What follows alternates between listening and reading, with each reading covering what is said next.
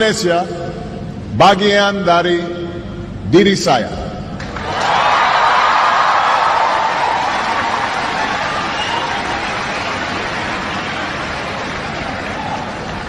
I first came to this country when my mother married an Indonesian named Lolo Sutoro. And as a young boy, I was coming to a different world. But the people of Indonesia quickly made me feel at home. Jakarta looked very different in those days. The city was filled with buildings that were no more than a few stories tall.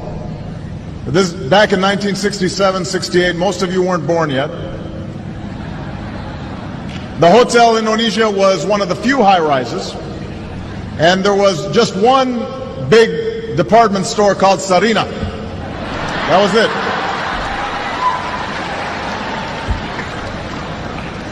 Becaks and Bemos, that's how you got around. They outnumbered automobiles in those days. And you didn't have all the big highways that you have today. Most of them gave way to unpaved roads and the kampongs. So we moved to Menteng Dalam, where, hey, some folks from Menteng Dalam right here. And we lived in a small house. We had a mango tree out front.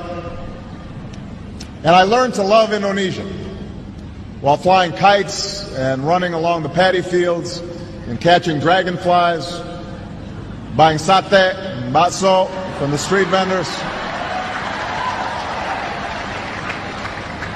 I still remember the call of the vendors. Sate. Yeah. I remember that. Bakso. Enak, yeah?